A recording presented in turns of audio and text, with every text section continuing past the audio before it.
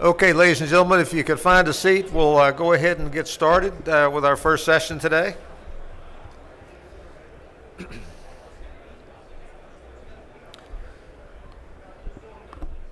I'll start by introducing myself, and we'll pick it up and we'll go straight from there.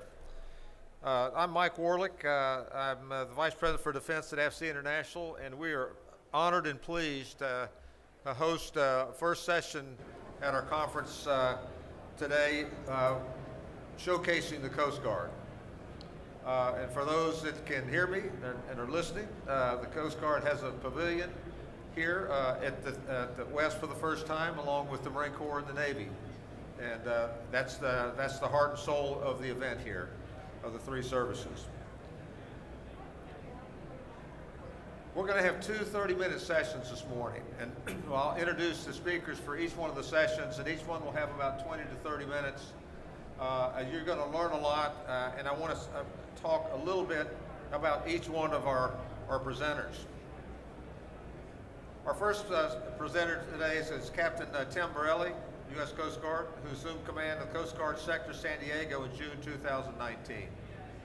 As the sector commander and captain of the Port of San Diego, he's a senior Coast Guard officer in the southwest region of the United States. He is responsible for leading maritime operations to ensure the safety, security, and law enforcement and environmental protection from the U.S.-Mexico maritime border northward to Dana Point, California, and east to the Colorado River and navigable lakes in Arizona and southern areas of Utah and Nevada. I say that because that's a big scope. And how many people in the audience know that? Probably not very many. Captain Borelli is happy to answer any questions if time prevents. And what we might do is do a round robin. We could do two sets of questions. And both of our speakers today are willing to take a few questions after we're finished up. So without further ado, let me introduce Captain Borelli.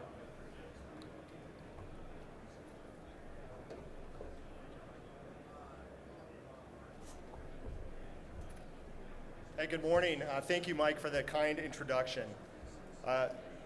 First, want to say thank you for being here. I was expecting to just have my Command Master Chief in the audience, only one person, but to see this great audience, I sincerely appreciate it. Also humbled to be up here with my Academy classmate and good friend, Eric Cooper, who will provide some great perspective from his unit. Let me see how the slides work here, and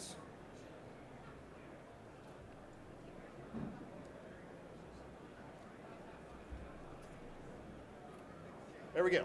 All right. Little delay on the slides, but I'll get to it. As we mentioned, that the Coast Guard, before I get into, so here's what I'm going to do. Before I get into the more specifically about what's going on here at Sector San Diego, I just want to talk broadly. And specifically about the Coast Guard at large, before getting in and unpacking what we're doing here to protect the Port of San Diego and to save lives along the maritime boundary line.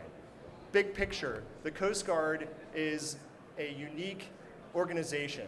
And I'm bringing this up because we have a unique authorities, specialized capabilities, and these partnerships that are irreplaceable, these domestic and international partnerships. If there's one thing I want you to learn today, it's the unique authorities, specialized capabilities, and domestic and international partnerships that make our organization unique. And so given this slide, right here, you see that up in the upper left-hand corner, the Chinese fishing fleet. The Coast Guard is often the only federal presence in the most remote regions of the world. We operate in every combatant command around the world, addressing sources of maritime disorders, I like to say. Entities to counter, disrupt, or deter illicit activity in the maritime environment. And so the lower left-hand corner is the USS Bonhomme-Richard that was ablaze about a year and a half ago. The Coast Guard is there to ensure that the maritime waterways are protected from pollution. In the lower right-hand corner is TACLET. addressing a semi-submersible packed with cocaine on the high seas. And again, everywhere around the world, we exercise our unique authorities, specialized capabilities, and domestic and international partnerships. We are often the only location, the only service to be in these remote locations around the world.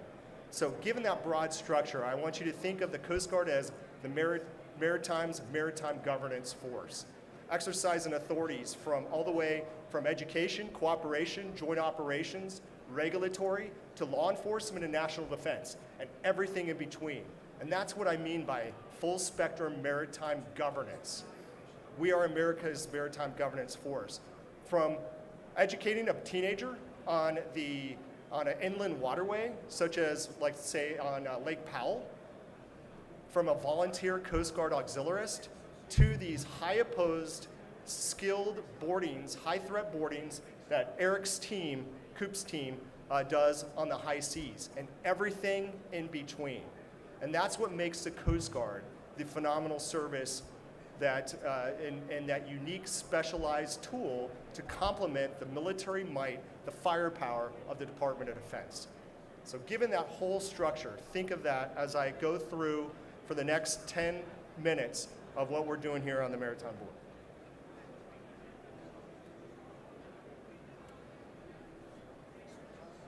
As Mike mentioned, I'm responsible for the maritime safety, security, and environmental protection from the maritime boundary line with Mexico north to Dana Point, and then 200 miles offshore.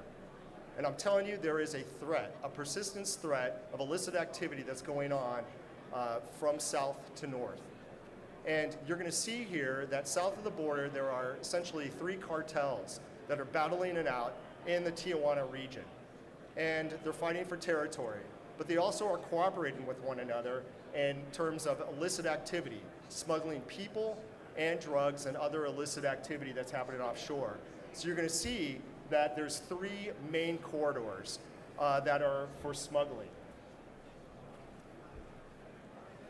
In the upper right-hand corner, the conveyances of smuggling are, for example, the panga. It's kind of a Mexican fishing vessel, anywhere from 20 to 40 feet, low freeboard, going at night, difficult to detect, loaded with people. The second is a recreational vessel that is, blends in with common traffic right here in beautiful San Diego, one of the largest recreational boating communities in the United States. And then you have this kind of modified recreational vessel used for smuggling, one-time use. And so what happens is again, whether it's dual load drugs, such as fentanyl, methamphetamines, or heroin, and even cocaine, or people, loaded and smuggled across the United States, fueling the human trafficking that's happening offshore and into the United States, threatening San Diego's neighborhoods. This is what makes the south of the border, the Tijuana region, one of the highest murder per capitas in the world, 3 years in the running.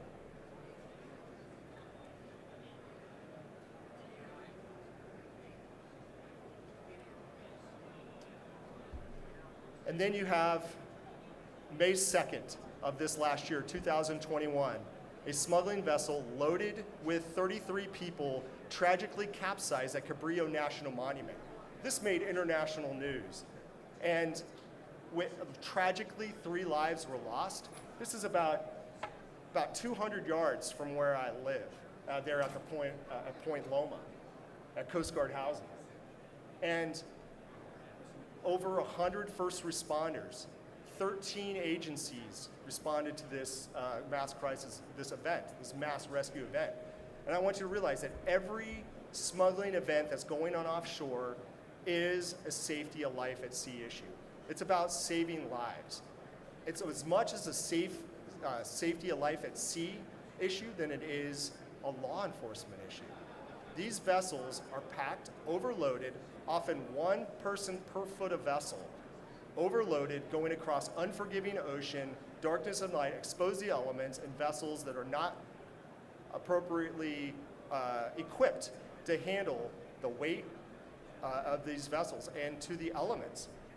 And this is just one example of many that we've had that turns from a law enforcement smuggling operation quickly to a mass rescue exercise. And this is what keeps me awake at night.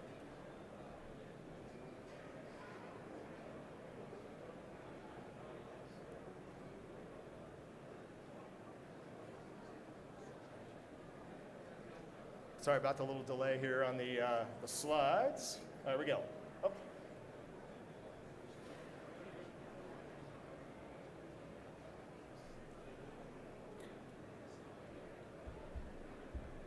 This is a picture that was taken in October. And as I mentioned, these vessels are loaded. This is a panga that was offshore about 90 miles. And this was found by a charter vessel, fishing vessel that was offshore. On his radar, nothing was in that region for upwards of 15 miles, nothing. One of his crew members, this is in the middle of the night, saw a light in that flash, and it turned out to be a cell phone. He illuminated this vessel, and this is one of these vessels that was broken down, adrift, again, 90 miles offshore. And I bring this up because if that charter fishing vessel was not there, these folks potentially would have been lost.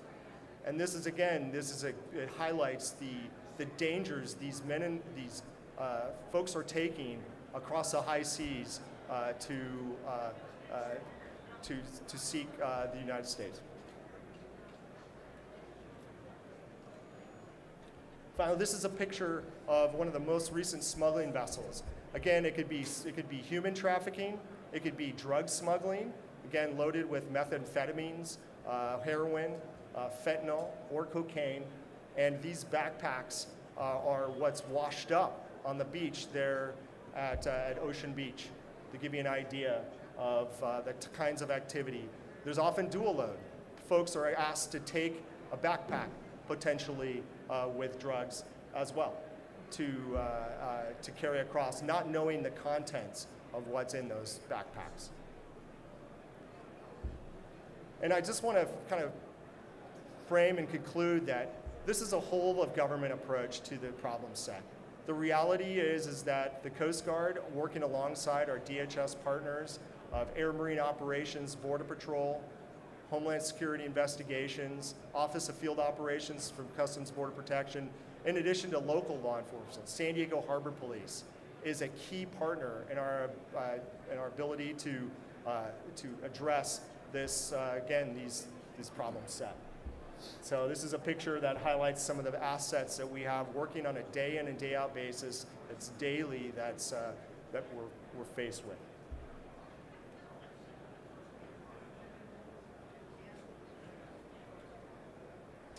And I bring this up as this is not one of the newest aircraft. This picture, while as a Coast Guard helicopter pilot, a low G maneuver kind of person, got the ride of one of our key partners, the Arizona Air National Guard, which is actually one of our key partners there in Arizona. And they got to ride an F-16, and it was in a 4-ship dogfight. And for some of those Navy pilots that I see potentially here in the audience, I have tremendous respect for those high G pilots, because this picture was taken probably right after we pulled 7 Gs, and I was definitely airsick and filled up a couple bags of yes. So I'll leave it at that. But one thing, again, and I'll answer any questions here, but who's visiting from out of town? Raise your hand. Okay. Here in San Diego, there's an iconic lighthouse, and it's the Point Loma Lighthouse, and it's called the New Point Loma Light Station. And it's an exoskeletal structure built in 1890 that has been welcoming home sailors, Marines, coasties, and just mariners out at sea, again, for 130 years. It's an iconic structure. If you've seen the movie Top Gun, you'll know that it's when Maverick and Viper are walking along the Waterway, and they're talking about Maverick's attitude problem. Well, that lighthouse flashes every 15 seconds. Okay?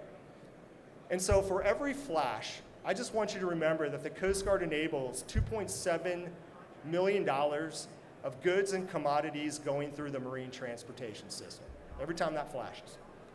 Every 4 flashes, the Coast Guard stops lethal illegal drugs entering the San Diego's neighborhoods, and that includes, methamphetamine, meth, heroin, cocaine, and fentanyl.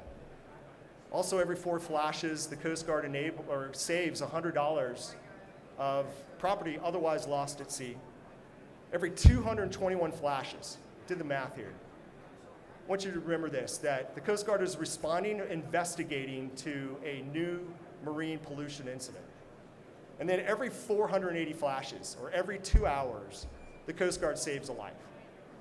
So every time you see a lighthouse, that light flash, lives are saved, drugs are stopped from illegally entering our country, marine pollution incidents keeping our waters clean and safe are addressed, and trade and travel is going through a marine transportation system.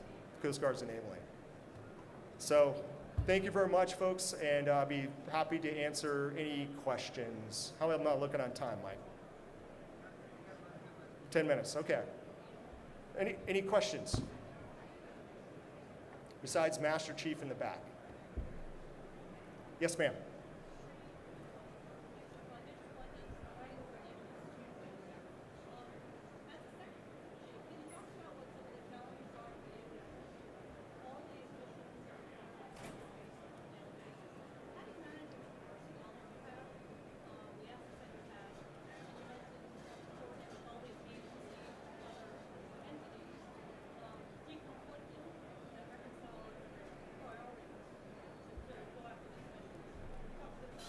Yeah, thank you for the question. So first I'm going to share with you what my greatest challenge is at Sector San Diego. The greatest challenge I have is there is a coastal awareness gap. And it's a term we've coined at Sector San Diego to mean that there is a challenge to fully understand and see that maritime domain, have that awareness of what's going on. Who's going on, what's going on, pollution, vessels, of illicit activity. And so it's not that at Sector San Diego I need more people, I need more helicopters or patrol boats, although that would be awesome.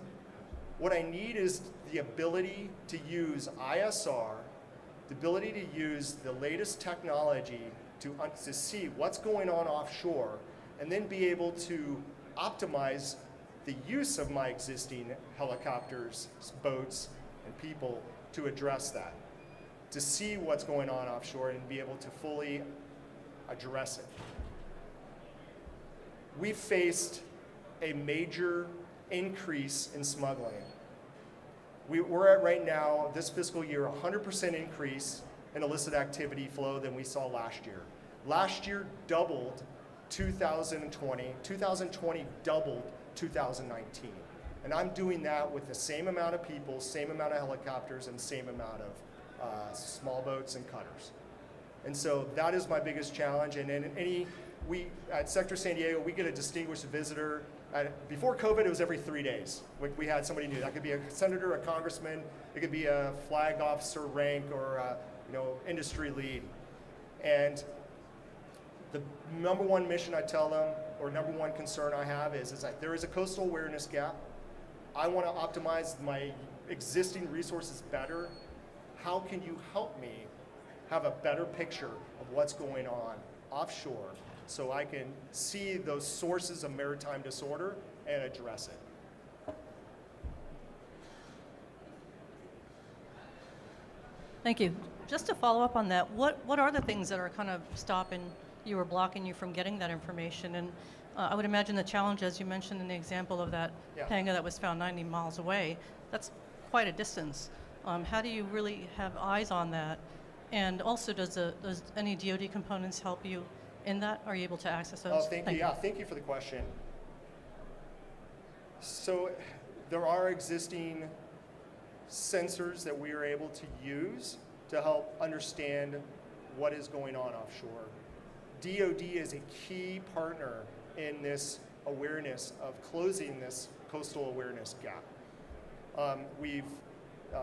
Third Fleet has been particularly a great partner in how they, from anywhere from aircraft flying offshore to transiting warships that are just doing training, to if you see something, say something. It's as simple as that, and continuing to cultivate that relationship in existing operations to help in that effort. So Third Fleet's been particularly a great partner in that, and so Admiral Kaler has been, and his team, his chief of staff has been fantastic, who I work with on a routine basis. One other kind of note on this, again, closing the coastal awareness gap at sector, what are we doing to be creative? And we've developed a year ago an entity, it's called the SoCal, so Southern California Maritime Domain Awareness Innovation Cell. And this is an umbrella, essentially, because there's so much technology out there in industry that's out there, what we do is we partner, try to fuse together industry, academia, and other DoD federal partners to use existing technology that's out there and incorporate it into operations that I can control at the sector level. Well, hey, I am not the decision maker when it comes to buying new products, the acquisition side. That's the Coast Guard CG9. That's well above my pay grade. But what I can do at the sector level is see many of these companies, hey, if you want to test out your technology, I have a place where we can incorporate your technology into an existing operation to really determine if it's useful or it's not. Again, it's very clear. I'm not the decision maker. I'm buying stuff. But if you want to test it out, I have a platform for you to do that, working with boats, aircraft, and people to incorporate working with our Border Patrol, working with Air Marine Operations, working with San Diego Harbor Police and our local partners, San Diego Lifeguards. Key partner, just in awareness. And again, that is where I would just like to highlight that. And most recently, back in August, our unit received an award from the National Maritime Intelligence Office for that effort to coalesce tech industry, sensor operators, national defense, industrial complex, and academia into this entity at the local level. So we are trying to make change at the local level that's having national implications, and it's working. Yes, sir. Right? You have a microphone up here. How much time do I have, Mike, before 5 minutes, okay. Captain, thank you for your time. Yes, sir. A quick question in regards to your area of responsibility and interaction with USCG Cyber and the MTS. As looking at this on a macro level, the port itself becomes a target of opportunity, of course, and I didn't know how you were related from a sector level to that. Just kind of a little bit of note of it. Thank you. Obviously, cyber is a huge vulnerability, but it's also a huge opportunity. I mean, the San Diego port, supports $10 billion annually of trade and travel coming through the marine transportation system. And as we know that cyber is a tremendous can be a vulnerability. Okay, and so the Coast Guard is working to work with the partners, the port partners, to come up with just continued protocol to address these vulnerabilities. And that includes adding more, for big picture-wise, Coast Guard coming up with a cyber rating. Coast Guard building this knowledge and proficiency. Every Coast Guard sector is going to get a cyber MTS expert to help, again, continue to work with our port partners and industry to help reduce those vulnerabilities. And so that's all I'm going to say about it right now, sir. But that is a key concern and opportunity for our service. That is something that will be proactive in trying to address.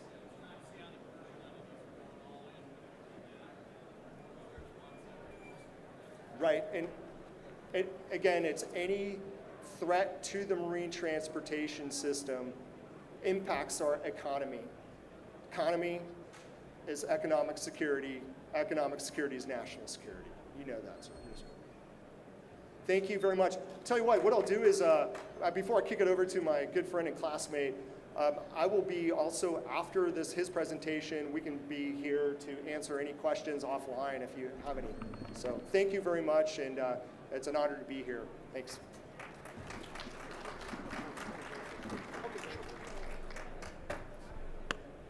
New clicker. I was going to ask a question, but we'll hold it because one thing I'd like you to discuss with our audience, for both of you, is kind of the law enforcement role that you have, that the Coast Guard has. That while you touched on it, many people may not recognize the extent of that requirement that you have. Great session, and thank you all for attending. This is round two. Will be Captain Eric Cooper. I made a trip out here about 3 months ago, and I found his organization, but I didn't find Captain Borelli until the end. So it's an honor to have both of them here with us this morning. Captain Cooper assumed command in June 2019 of the Maritime Security Response Team West. They call it MSRT, or MSRTW. It's the Coast Guard's West Coast short-notice maritime response counterterrorism unit, which includes direct action sections, tactical delivery teams, and command of all operational divers across the 3 regional dive lockers in Honolulu, Hawaii, San Diego, and Portsmouth, Virginia. Prior to assuming his current command, Captain Cooper was the Pacific Area Chief of Current Operations, Deployable Special Forces, and Shore Forces, as responsible for all Coast Guard missions from the Rocky Mountains to the waters off the east coast of Africa. So, east coast of Africa, did you realize that the Coast Guard was not just around the continental United States? Maybe we'll hear a little bit about that. Captain Cooper is happy to answer any questions that we talked about earlier after we finish, and we could do a round robin if we have time. Captain Cooper, it's all yours. All right.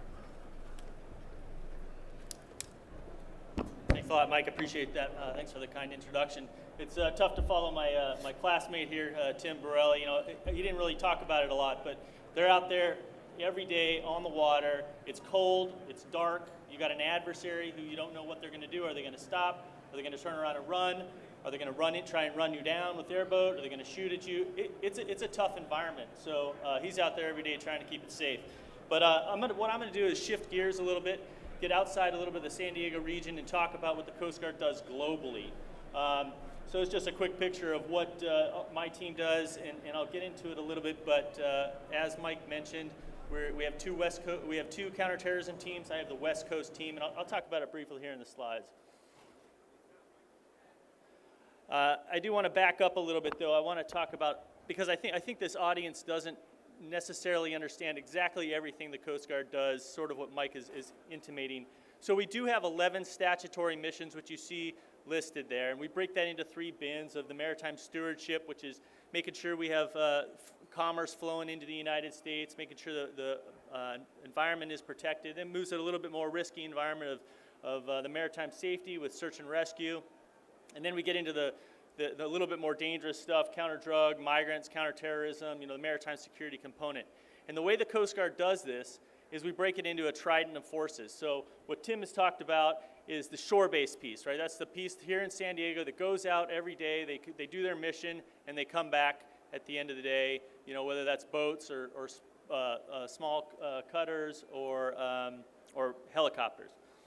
Then we have our maritime patrol components, and that's our big cutters that are going overseas. They're either down in the Eastern Pacific, they're off Africa, they are in the East China Sea. They're out for long periods of time, what you would typically consider like a Navy deployment, right? So they're doing that, and also our long-range aircraft, which are out there, supporting all sorts of different missions. And then what I'm going to talk about today is the third part of the Trident, which is the Deployable Specialized Forces component. And the difference is, so all the other two parts, the shore-based and the maritime, they're very multi-mission. They can do pretty much everything, you know, that you see on the statutory missions there. Some obviously don't have the ICE operations piece, but they pretty much can do everything. The deployable specialized forces are just what they say. We're specialized in a specific component to go after a specific problem. And we, like, for example, my team is based here in San Diego, but we're globally deployed to go wherever that threat is, wherever that problem set is, and put specialized expertise and personnel on that to solve that particular problem.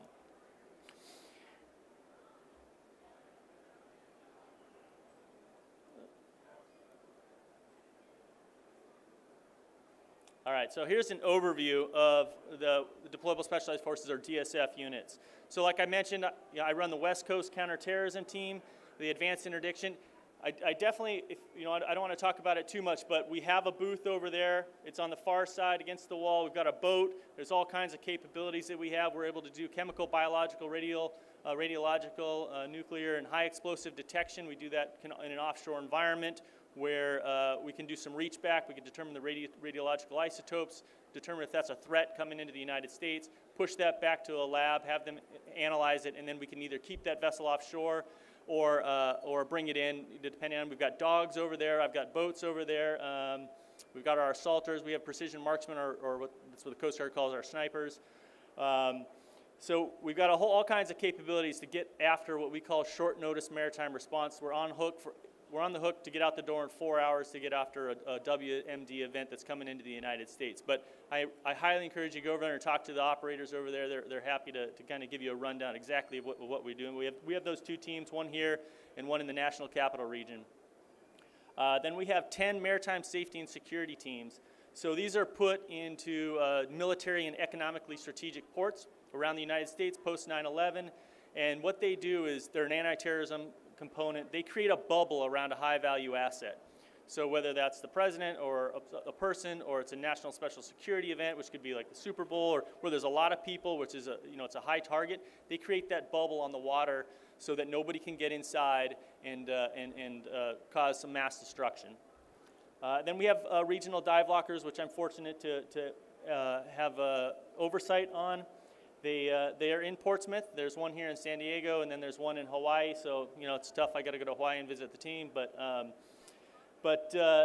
they're not what you would consider in DoD divers. They do lots of different things, but they do what we call port and waterway security. So they'll go into the water. They'll check for IEDs if we're doing a ship that's coming alongside, or they'll get underneath to inspect what's happening wherever that ship is going. They do a lot of aids to navigation, so the buoys that you see where we can't get in really close with a cutter because it's too dangerous, it's too close to shoal water, we'll put the divers in the water, they'll get under there, they'll change the chain out or they'll change the sinkers out underwater with float bags so that we can continue that commerce that Tim was talking about in and out safely so they're not running aground. They also do cold water ice diving, so we're the experts in cold water ice diving. All our divers do go through Navy schools. They all go, and they're all trained as military divers, so they run through that same program, but we run the cold water ice diving course. In fact, I've got guys up right now in the ice just finishing up for an ice exercise that they were doing up there and some training. And we go down to Antarctica with the polar security cutters and with the icebreakers and up into the Arctic to get underneath in case that ship gets stuck in the ice and you need to put a diver in the water. They got to get underneath it and work on it. So they're very busy on everything that they're doing. Then we have the tactical law enforcement teams. You saw one picture. You'll see the same picture a little bit later on one of my slides. But there's two units. There's one here in San Diego. There's one in Miami. They're strictly counter-drug units. They go on Allied vessels. They go on U.S. Navy ships. They go on Coast Guard cutters now. They go down on land-based. So they're over there doing all kinds of drug interdiction work. Really also very busy right now, obviously, with what's happening. Most of this is the away game, so what Tim does is the near game, the goal line approach. What we're doing is trying to get after the big shipments of cocaine, the uncut cocaine, before it gets broken into smaller packages and goes over the land. So we can get a lot more drug interdictions on the water in a single seizure if we're down there doing it in that what we call the transit zone. And then we have 8 port security units. These are reserve-only units with a small active duty component, and their whole mission is to support the Department of Defense in a contingency plan. So if we do an invasion or we have to do a defense of a country, as the Marines go in and the Army and everyone else goes in, the port security units come in and hold that port so that we can continue the logistics flow. So they train all the time, obviously. They also do right now the mission in Guantanamo Bay 24/7 to provide port security around Guantanamo for that security component that's down in Cuba. And then we have finally the National Strike Force. There's 3 units. This is the unarmed component of the Deployable Specialized Forces. They were designed after the Exxon Valdez spill, the Oil Pollution Act of 1990. They go after all the environmental pollution sort of things that are in the oil spills, hazardous material spills that are usually in the water. It could be, in the rivers in the middle of the country, but they have lots of equipment to kind of go after and protect the environment, including oil containment, checking the chemical components. It's not really my expertise, but they're very busy as well.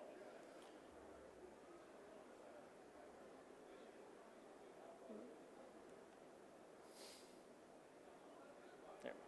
All right, and as Mike mentions, right, so everyone thinks Coast Guard's it's on the coast of the United States. We're actually in 90 countries permanently. We have a presence in 90 different countries. This doesn't represent where those individuals are. This is just a snapshot from a few years ago of where the Coast Guard has been globally deployed, supporting all kinds of operations. So we've been over in Papua New Guinea, working with the Australians, creating security out there for a APEX mission, which all the leaders of the different countries. We've gone through the Straits of Taiwan and done a freedom of navigation operation.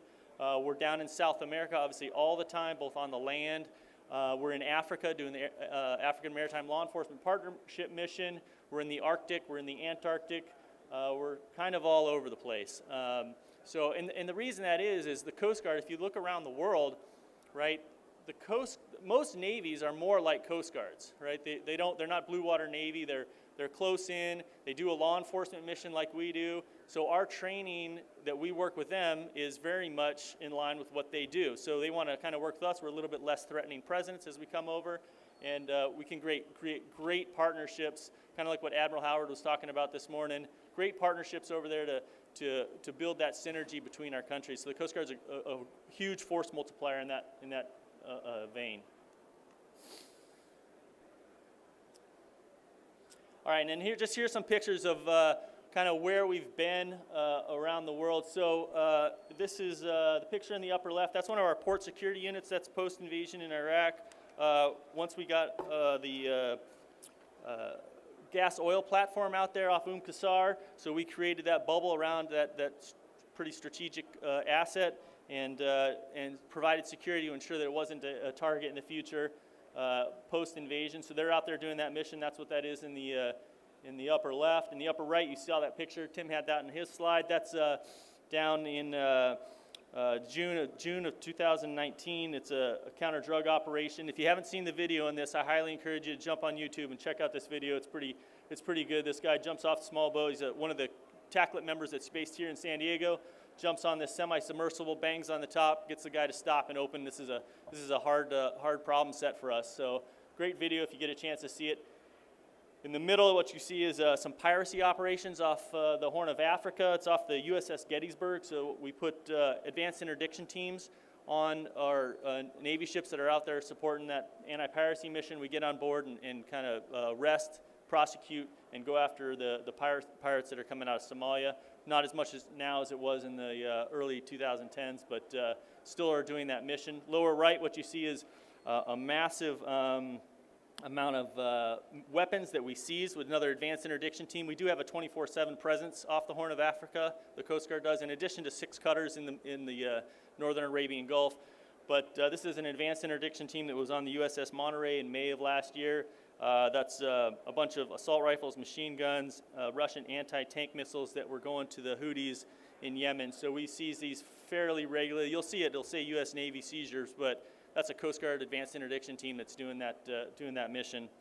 And then on the bottom there, that's the port security unit doing some with our new boats, doing some work in Guantanamo Bay. So we're all over the place, doing all kinds of good missions. But let me finish up with this slide here.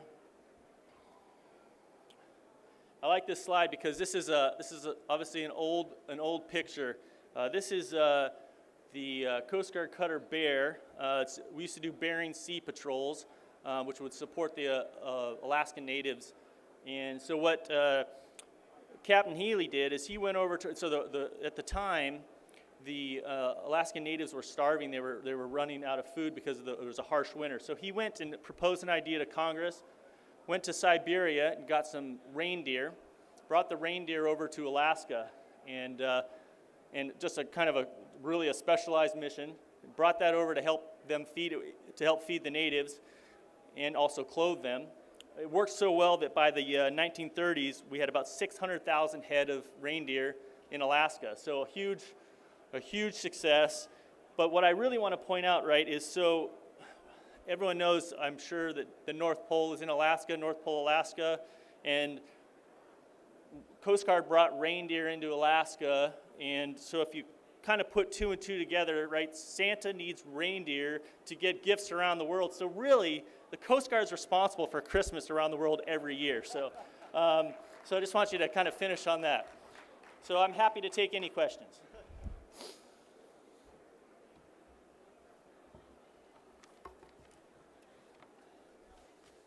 All right, that's easy if there's no questions. Oh, there we go.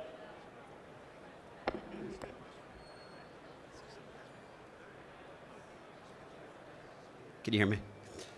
So when you guys do these forward deployed operational stuff with allies and partners, you know, I retired from the Navy and we were doing stuff with security cooperation.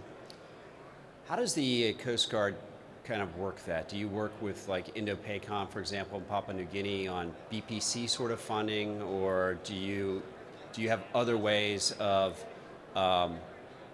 helping them man and equip themselves for these sort of, you know, the ability to kind of guard their sea space and fisheries? That's a good question, and every country is obviously very different. I'm sure you're probably aware. So sometimes we're working with with Pentagon, who has using their fundings and using some of the SOLIC funding, right, to do some of that, special ops low intensity conflict, to go out and support some of those things. Sometimes it's with the Department of State, like some of our stuff in Taiwan, right, is through the American Institute of Taiwan. Sometimes, like with Papua New Guinea, that was a DoD-led mission, so we were working with Indo-PACOM, and they were funding actually all of it. It was really pretty. I think it was a lot more expensive than they thought it was going to be, but you know, moving a bunch of boats and people over to there is pretty expensive. But so it really kind of depends. Sometimes we have our own funding, right? We have a JADF South mission down in Caribbean, or down in the Caribbean in the Eastern Pacific, where we're funded through Congress to do some of that. So it really kind of depends. Money comes from sort of all over to do that. But when we're doing the global stuff, typically it's not coming really kind of out of the Coast Guard budget. We're in support of another, because we have those specialized capabilities. We do boardings every day. That's what we do. You know, that's what the combatant commander wants to do, or the State Department wants to do, the ambassador wants to do during that time frame. So they'll support that. So thank you for the question.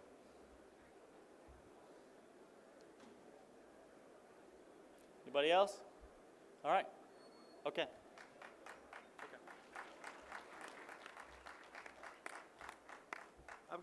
I've got maybe a couple more questions to throw out there that might be interesting.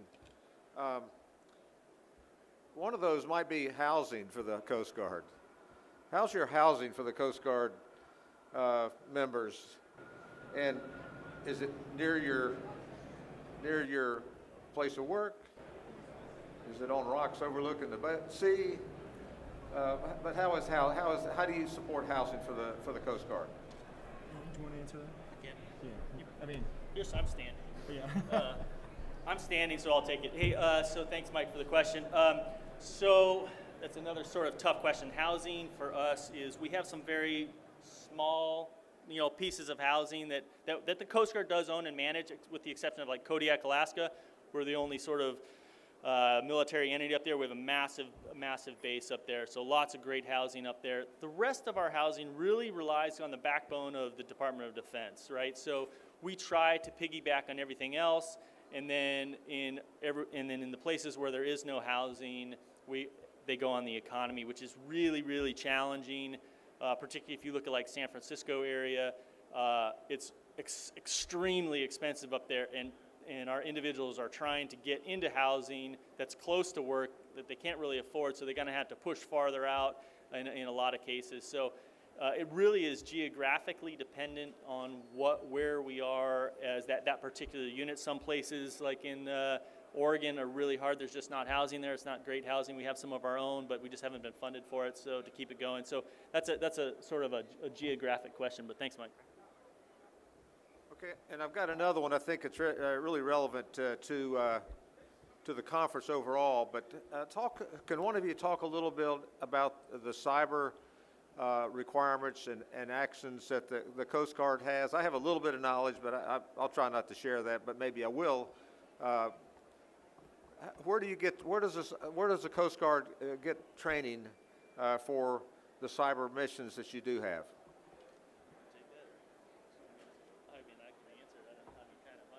Is the mic working? You can probably speak. Oh, okay. Test. Loud, clear? Okay. Yeah, so the cyber, so I mentioned the cyber, Coast Guard's getting its cyber rating, which is new, and a lot of their training will come through both DoD and continue to build that in-house understanding and knowledge.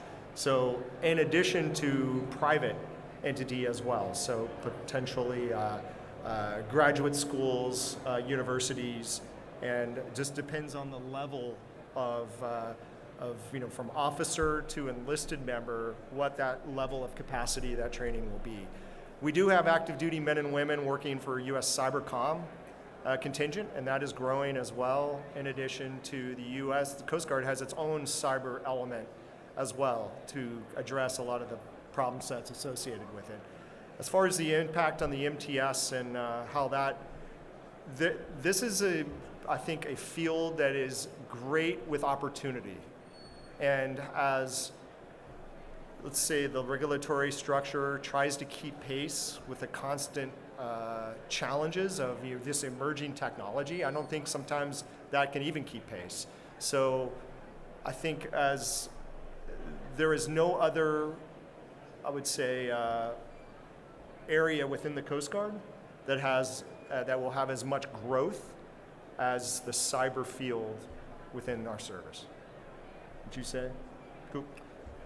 Yeah, and I just add obviously it's evolving, so the Academy is working on some cyber stuff, but it's tough to compete with industry, right? Because we don't pay quite what industry pays for people with those skill sets. And so the way we sort of look at it is we defend our network.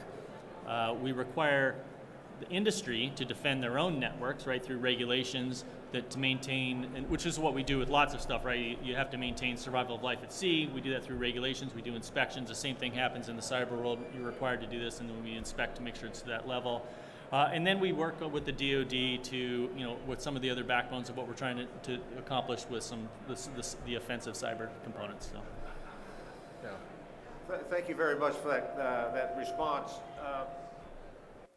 What's taking place in the U.S. right now is cyber training in general is becoming more centralized, and the different services are being tasked with certain components of cyber training. The U.S. Army, within the last year, was tagged with basic cyber training, and Marines are there now at Fort Gordon where that training takes place, and the Coast Guard ultimately will be there as well.